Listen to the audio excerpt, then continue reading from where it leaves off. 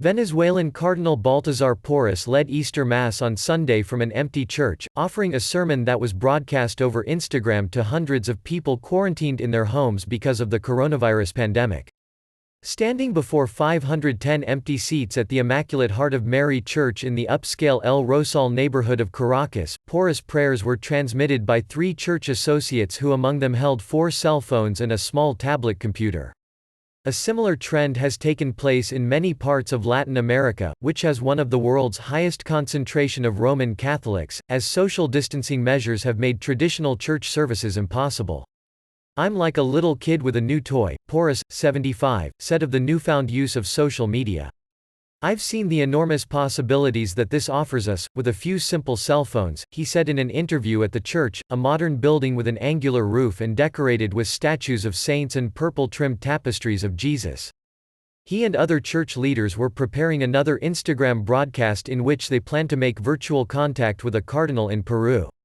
Venezuela has been under quarantine for a month. President Nicolas Maduro on Saturday extended the measure for another 30 days to prevent the spread of the disease. Sofia Fernandez, 58, a lawyer, watched the Mass with her husband, Raúl Rodriguez, a management consultant and retired Navy officer, in her Caracas apartment on a phone set up on a coffee table next to a wooden crucifix. "Receiving Mass on the phone is something that has allowed us to deepen our knowledge of the faith," said Fernandez, donning a white face mask.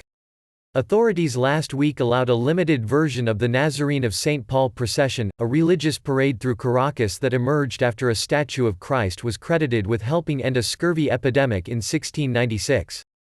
In Argentina, many parishes have held Mass and even choir performances online in the week leading up to Easter.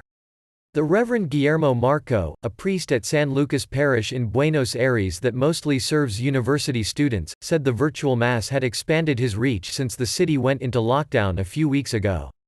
"I have more people connected for this type of Mass," said Marco, a former spokesman for Buenos Aires Cardinal Jorge Mario Bergoglio who in 2013 became Pope Francis. "What it gives them is a word of consolation, of encouragement for their spirit.